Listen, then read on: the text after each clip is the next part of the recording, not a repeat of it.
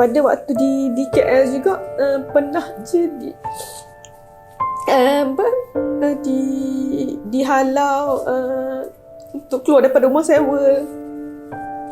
Pernah je kami berniaga dekat bazar. Masa saya mengandung lah. Lepas tu bila saya dapat pindah ke Kuala Berang, Hulu Terengganu, saya dapat rumah quarters. Dapat duduk di quarters klinik Kuala Berang. Dan pada waktu tu husband saya, daripada masuk ke KL, dia jebak rana. Satu masa tu mungkinlah betul lah kalau Allah kata tolong pada orang yang berusaha. Dan saya sangat yakin dengan benda tu dan bila sampai satu masa husband saya kata masa dekat kelas bisnes, dia kata dia nak buat produk ibu mengandung. Lepas tu yang masa sama tu kita bersama-sama lah dengan suami. Lepas tu dia kata kita boleh bincang untuk hasilkan satu produk nama dia Mama Mariam.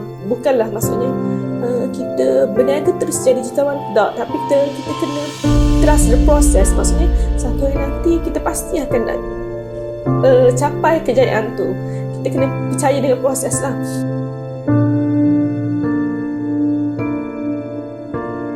Assalamualaikum semua, anda bersama saya Afiq Ipin. Jadi dalam video kali ini saya bawakan kepada anda seorang usahawan muda yang bernama Puan Nurul Jannah binti Musa ataupun lebih dikenali dengan nama Kak Yuyu. Jadi Kak Yuyu ni adalah seorang founder kepada Jus Mama Mariam. So saya pasti majoriti daripada ibu mengandung kat luar sana pasti kenal apa itu Mama Mariam. Jadi dalam video kali ini kita akan dengarkan kisah macam mana Kak Yuyu dapat membina bisnes ni sampai ke tahap hari ini, yang mana pada awalnya beliau hanya bermula sebagai seorang ejen sahaja, bekerja sebagai seorang pembantu perubatan di salah sebuah hospital kerajaan dan buat part time dengan menjadi ejen-ejen produk online, sehinggalah pada hari ini dapat membina jenama sendiri yang mana syarikat beliau dapat menghasilkan jualan sehingga dalam masa setahun. Jadi jom sama-sama kita dengarkan kisah daripada Kak Yuyu. Okey, terima kasih Kak Yuyu kerana sudi untuk meluangkan masa bersama kita hari ini.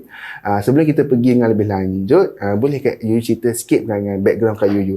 Okay, Assalamualaikum warahmatullahi wabarakatuh. Saya dulu bukan pembantu perubatan, saya lah juru teknologi makmal perubatan. Saya dah meninggalkan kerjaya sebagai MLT, Medical Lab Technologist, 3 tahun dah lah. Mama Mariam ni selama 4 tahun. Mama Mariam baru 4 tahun, tapi sebelum tu sebenarnya saya ni minat berniaga tu daripada kanak-kanak lagi, daripada belajar lagi. Lepas tu jadi saya suka berniaga, suka je. Lepas tu sampailah saya berjumpa dengan suami saya pada 2011 lah. Lepas tu bila saya jumpa suami saya tu, berapa tahun kita decide untuk kahwin, dia masih lagi study.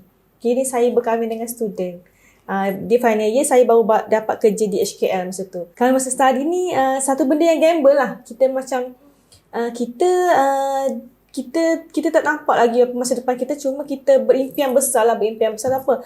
Pada waktu tu memang kita pendah kita satu hari nanti kita nak jadi jutawan lah, kononnya lah. Pada waktu tu bila saya kahwin dengan husband, dia study lagi, jadi saya kena buat dia kena buat sesuatu dan saya kena cadangkan sesuatu untuk dia supaya dapat income. Pada waktu tu lah saya memang kerja HKL, dah ada gaji tetap, tapi pada waktu tu juga saya buat MLM dan husband saya tu downline saya lah. Mula-mula kita buat MLM tu kita dapat duit lah, banyak lah. Lepas tu bila saya start kerja, dia slow. Bila dia slow, duit pun habis dah untuk majlis kahwin. Jadi bila slow tu start rasa fasa susah lah. Padahal suatu hari saya mengandung anak pertama. Masa tu duduk KL, saya balik ke husband, saya rasa macam husband saya tak membantu saya untuk tambahkan income. Saya rasa benda tu kita berlaku pergaduhan kecil lah, sampai dah saya tahu rupanya suami saya tak nak mengganggu gaji bini dia. Dia sanggup makan nasi dengan sos hari-hari. Dan pada waktu tu lah saya rasa macam kita kena buat sesuatu lagi. Sebab pada waktu tu juga kita jatuh sebab kita kononnya kita jadi jutawan, kita buat produk sendiri. Dan bila kita buat produk sendiri, benda tu tak berhasil pun. Rugi, lebih banyak rugi berbanding kita untung. Okay. Lepas tu, saya pun bila mengandung anak pertama tu lah, saya alahan sangat-sangat teruk. Memang dengan mood yang tak berapa okey. Memang down. Lepas tu saya minta pindah ke Kuala Terengganu. Tapi saya dapat ke Kuala Terengganu daripada HKL, saya pindah ke Kuala Berang, Hulu Terengganu. Okay, pada waktu di KL juga pernah je dihalau untuk keluar daripada rumah sewa. Pernah je kami berniaga dekat bazar. Masa saya mengandung lah. Lepas tu bila saya dapat pindah ke Kuala Berang, Hulu Terengganu, saya dapat rumah quarters. Dapat duduk di quarters klinik Kuala Berang. Dan pada waktu tu, husband saya, okay, daripada masuk ke KL, dia jebak runner. Runner, jadi macam runner untuk hantar-hantar produk-produk kecantikan, produk-produk kesihatan daripada kedai jamu, dia jadi runner. Maksudnya dia ambil produk tu kat kedai jamu, lepas tu jadi runner dia, untuk hantar ke area KL lah. Lepas tu bila pindah ke Kuala Berang, kerja tu dia sub kepada student-student UIA. Jadi bila duduk di Kuala Berang, kita kena buat sesuatu juga. Bila buat sesuatu, kita rasa okey lah, dengan produk sendiri kita boleh kaya lah kononnya. Okay, kita buat lagi satu produk, namanya Sakura Candy. Dan produk tu pun slow. Dan daripada Sakura Candy tu lah kita buka office. Tapi dia lambat sangat untuk naik. Dan pada sama juga kita memang pergi kelas bisnes, memang kita pergi lah. Dia lambat juga naik. Satu masa tu mungkin lah betul lah kalau Allah kata tolong pada orang yang berusaha. Dan saya sangat yakin dengan benda tu. Dan bila sampai satu masa, husband saya kata masa dekat kelas bisnes, dia kata dia nak buat produk ibu mengandung. Lepas tu dalam masa sama tu kita bersama-sama lah dengan suami. Lepas tu dia kata kita boleh bincang untuk hasilkan satu produk, nama dia Mama Mariam. Okay, dulu Mama Mariam, nama Mama Mariam adalah Mama Mariam. Brainstorm semua nama Mama Mariam, kita tak boleh guna lama. Jadi kita jadilah Mama Mariam. Mama Mariam tu datang daripada mana nama tu? Mama Mariam, dia memang masa tu saya kerja lagi. Dia idea tiba-tiba spontan sebab saya ilhamnya adalah saya nak orang mengandung sekuat Maryam, ibu Nabi Isa. Saya nak orang mengandung sekuat tu lah. Sebab tu nama dia Maryam, dan mama tu tunjuk kepada ibu. Jadilah Mama Mariam. Kiranya Mama Mariam ni kita membawa kekuatan Siti Mariam lah.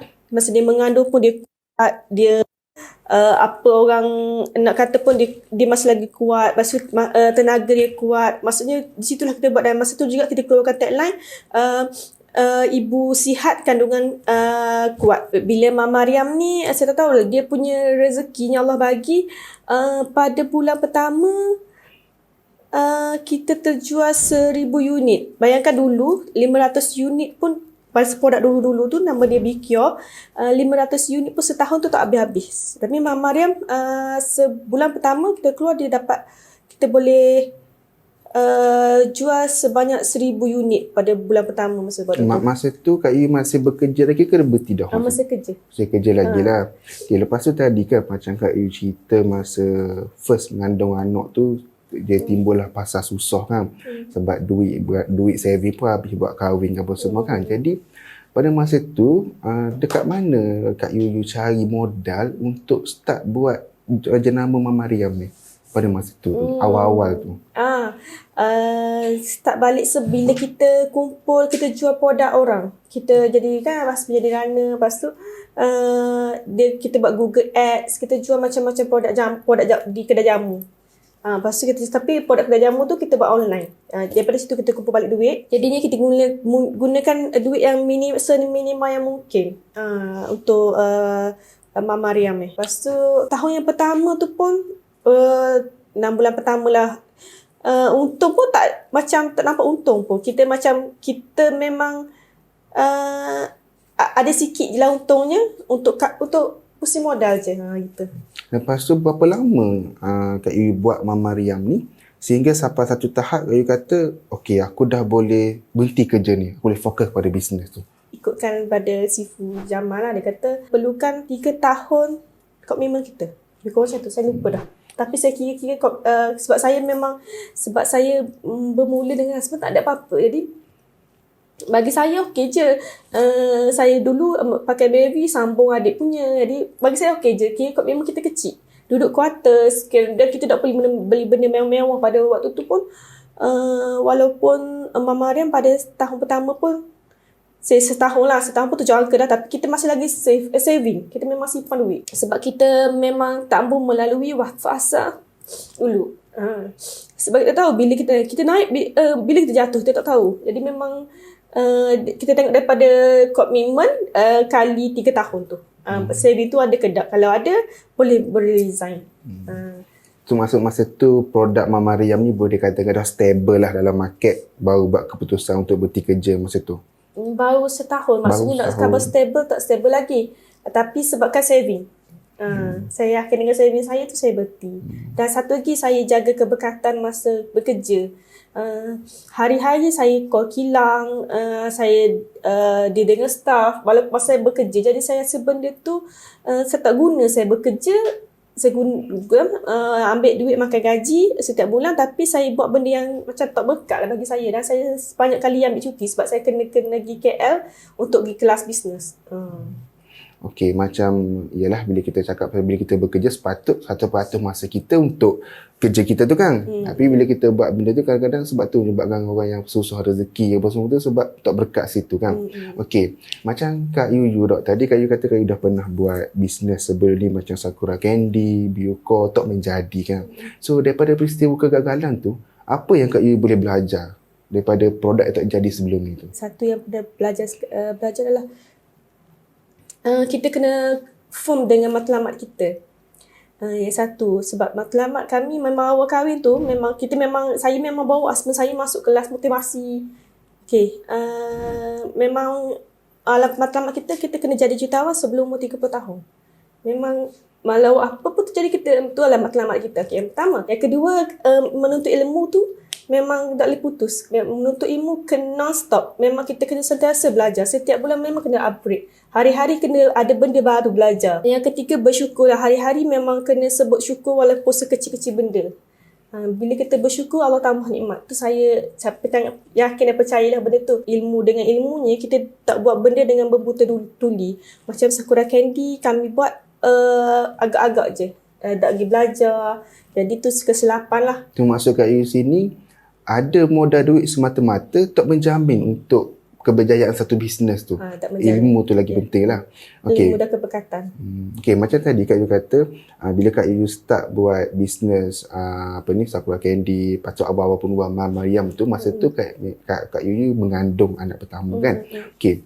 Bila kita cakap soal Kak Yu mengandung, yang lepas pada tu Kak Yu bersalin tu kan. Jadi pada masa tu anak Kak Yu masih kecil. So biasanya kalau budak baby ni dia memerlukan perhatian yang lebih daripada mak dia kan, kita nak jaga dia apa semua kan. Jadi macam mana Kak Yu bahagikan masa pada awal-awal penubuhan dulu di mana Kak Yu ada anak kecil dan pada masa yang sama Kak Yu nak struggle dalam bisnes ni. Macam mana rutin harian Kak Yu tu pada masa tu? Okey, pertama saya sangat bersyukur sebab saya dipindahkan daripada KL ke Kuala Berang. Kuala Berang ni satu tempat yang bagi saya sangat nyaman lah. Maksudnya orangnya baik-baik. Jadi saya dapat pengasuh yang baik. Jadi pengasuh saya ni yang jaga anak pertama saya ni yang banyak membantulah. Maksudnya bila saya balik pagi-pagi husband saya memang bila dia buka office, pada waktu buka office dia ada waktu pagi dia memang hantar pengasuh. Pengasuh saya lah yang banyak ni. Dan satu lagi keluarga. Contohlah bila saya nak ke KL, mak saya banyak bantu untuk jaga anak. So mak duduk Kuala Berang jugalah. Mak duduk Kuala Terengganu. Tapi maksudnya sebelum pergi ke KL, hantar anak dululah ke Kuala Terengganu. Jadinya orang sekeliling pun main peranan jugalah untuk tolong anak. Dan kalau kita nak berkait dengan family ni, kita kena tunjuk kejayaan kecil kita sikit-sikit supaya dia percaya pada kita. Macam mula-mula saya kahwin, orang semua nasihat suami saya, pergilah cari kerja. Suami saya jenis nak duduk dengan isteri je. Dia akan ikut je. Macam saya pindah Kuala Berang, duduk dah Kuala Berang. Saya berpantang rumah mak saya pun, dia duduk je rumah mak saya. Bayang tak? Seorang lelaki tak macam tak ada pekerjaan, dia buat online. Masa tak ada kerja, duduk rumah mak mertua masa jaga wife berpantang. Kiranya dia memang jenis pekat kat telinga je. Nah, kita fokus balik pada matlamat kita tu lah. Walaupun bukanlah maksudnya kita berniaga terus jadi jutawan, tak. Tapi kita kena trust the process. Maksudnya satu hari nanti kita pasti akan capai kejayaan tu. Kita kena percaya dengan proses lah. Yelah, saya sebagai seorang lelaki, saya faham bila kita buat bisnes online ni kan, kita banyak duduk rumah kan. Jadi bila orang yang tidak involve dengan bisnes online, dia akan nampak macam muam, dia duduk rumah hari-hari. Tambah-tambah pula kalau kita tak ada result. Macam kalau kita tak ada satu result yang besar nak tunjuk banyak-banyak, tak ada postage banyak-banyak kan, orang akan kata macam muak apa duduk rumah ni. Tambah-tambah kalau seorang okey lagi, mungkin boleh pekatkan telinga. Tapi kalau ada anak bini, so sangat sukarlah saya rasa benda tu mencabarlah. Sepanjang Kak Yu buat bisnes ni kan, Kak Yu dah belajar banyak benda kan, Kak Yu dah lalui banyak benda. Jadi bagi usahawan-usahawan yang baru nak start buat bisnes ni kan, Kak Yu rasa apakah mindset ataupun skill yang perlu ada pada setiap usahawan yang baru nak bermula? Mindset yang kena jaga, rezeki tu daripada Allah. Dan kalau kita nak belajar pun, contohlah kita rasa yang kita pergi satu company tu, kita nak korek semua rahsia dia. Tapi tanpa izin Allah, kalau Allah tak izin, majikan dalam company tu pun rasa macam tak reda, benda tu tak bergerak. Bagi saya lah. Jadi orang fikir dengan belajar akan dapat result. Tapi kita belajar tanpa keberkatan, tak ada result. Bagi saya tu. Untuk orang yang baru bisnes, buat je. Kita buat je sikit-sikit. Dan trust the process. Kena ada timeline. Kena berapa tempoh yang berapa lama. Ada yang macam saya pun berguru juga dengan Dr. Azizan. Dia kata 3 tahun mesti paling kurang ada sales 1 juta. Tu bagi saya betul. Kalau berniaga kita tanpa ada timeline, berapa jumlah kita nak dalam tempoh berapa tu, kita lost. Bila kita lost, kita down. Dan untuk baru bermula, buat dulu menghargai dulu kejayaan yang kecil. Sebab bila kejayaan yang kecil ni, kita jadi macam, dia ibarat bila kita ada satu kejayaan kecil, kita happy.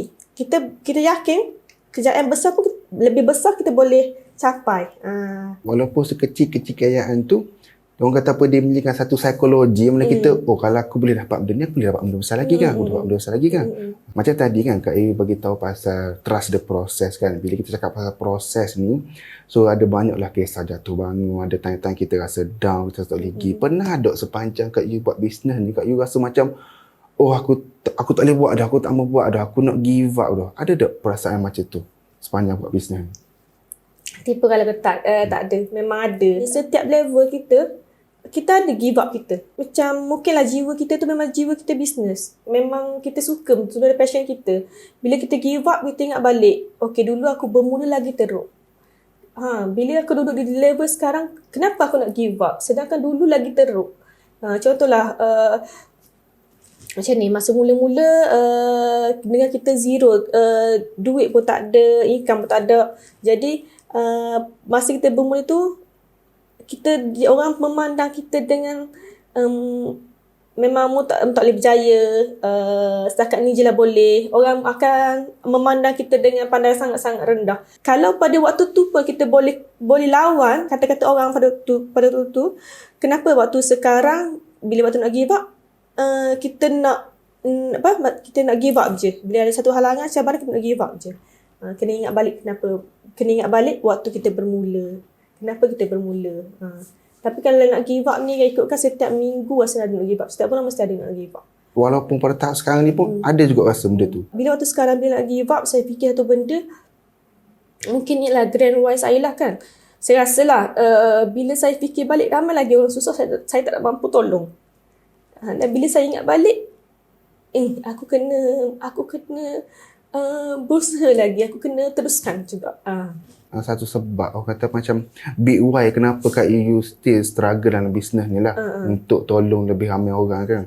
Last question lah kan, kita nak beritahu macam sepanjang Kak Yu buat bisnes ni kan, apakah penyesalan terbesar yang Kak Yu rasa, kenapa aku buat benda ni?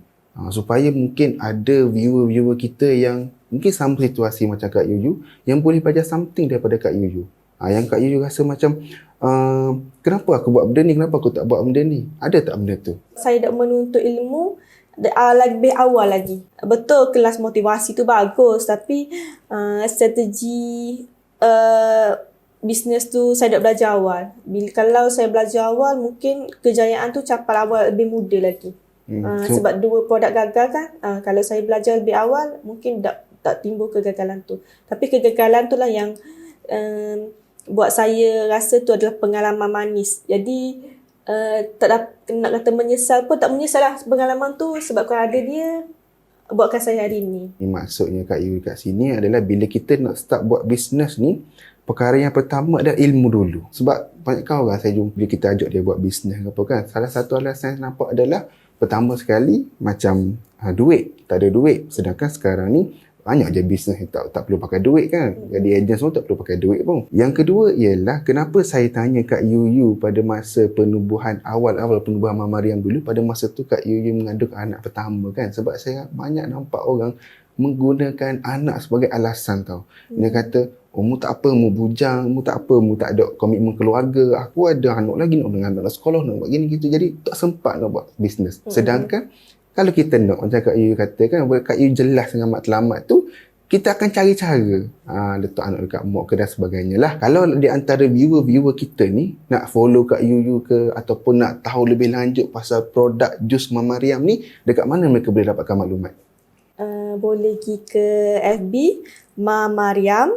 Kalau FB personal saya Yuyu Musa, IG personal saya sama, IG dan TikTok saya FB sama Yuyu Musa, dan di Mama Mariam sesaja Mama Mariam, di FB, di IG, di TikTok semua ada. Semua di online, semua ada Mama Mariam. Terima kasih Kak Yuyu sudi untuk luangkan masa bersama kita ini, berkongsi sedikit sebanyak kisah sebagaimana bermulanya Mama Mariam ni.